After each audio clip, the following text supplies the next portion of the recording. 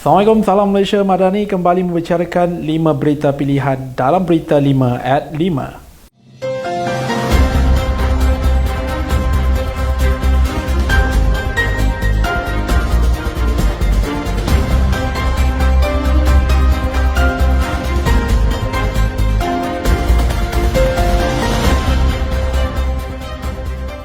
UMNO lebih jauh ke hadapan dalam memperjuangkan Islam di negara ini berbanding parti pembangkang, kata ahli Majlis Kerja Tertinggi UMNO Datuk Seri Ahmad Maslan.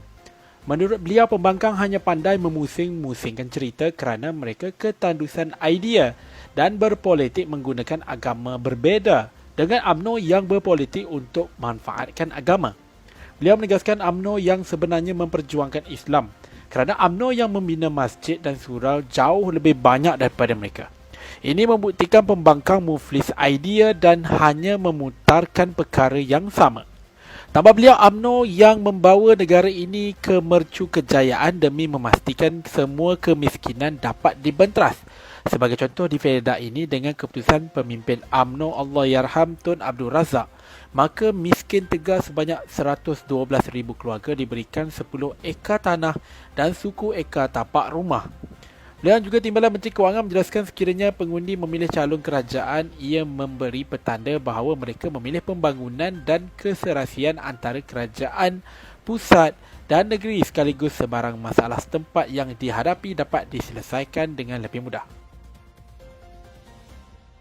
4 mat berkongsi pentas malam tadi berkempen bagi calon Barisan Nasional Datuk Amizah Abu Adam dalam usaha terus meyakinkan pengundi agar membuat pilihan bersama BN pada Sabtu ini.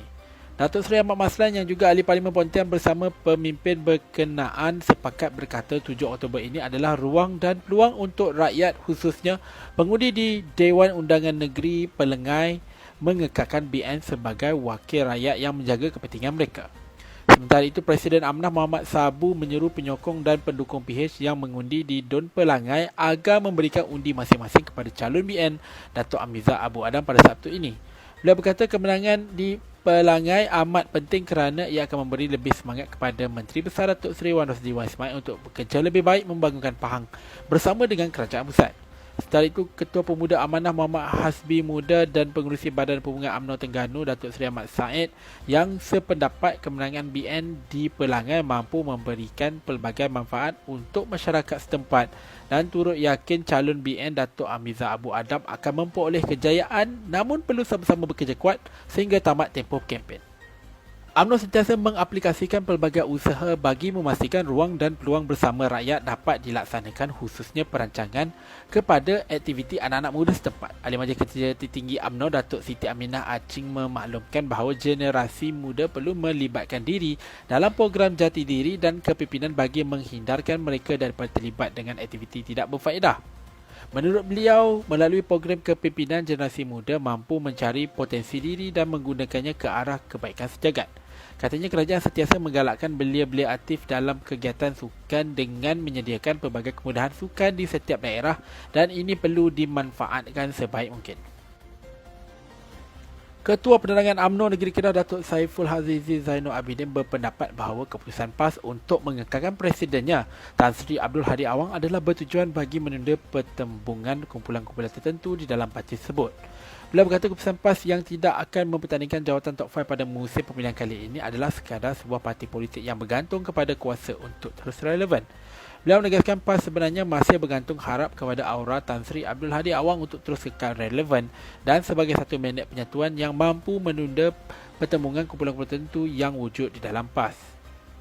Media melaporkan 5 jawatan tertinggi PAS iaitu Presiden Timbalan dan 3 naib Presiden tidak akan dipertandingkan pada muktamar tahunan PAS ke-69 yang dijadualkan berlangsung pada 20 hingga 22 Oktober ini.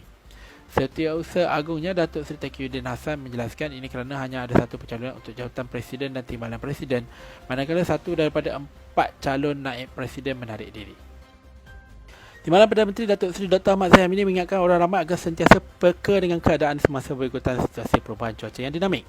Jelasnya peralihan monsun tersebut telah membawa kepada cuaca panas dan kering serta mengakibatkan jerebu yang membawa kepada indeks pencemaran udara IPU yang tidak sihat di beberapa negeri. Dia mengingatkan orang ramai terutamanya golongan yang berisiko diancam penyakit akibat jerebu agar sentiasa peka dengan keadaan semasa dan amaran yang dikeluarkan oleh agensi kerajaan yang berkaitan. Beliau yang merupakan pengerusi Jawatankuasa Pengurusan Bencana Negara telah mengarahkan agar semua pihak yang terlibat dalam pengurusan bencana untuk sentiasa bersiap siaga bagi menghadapi sebarang kemungkinan yang boleh menjejaskan kehidupan rakyat. Bidang melaporkan sebanyak 12 kawasan di seluruh negara mencatatkan baca indeks pencemaran udara di paras tidak sihat setakat 4 petang semalam, dengan nilai di negeri Sembilan menjadikan di kawasan paling terjejas dengan. Sekian daripada saya, Muhammad Syarul Azlan. Jangan lupa temu janji kita sehingga Jumaat jam 5 petang, 5 berita pilihan hanya di Berita 5 at 5. Assalamualaikum dan salam Malaysia Madani.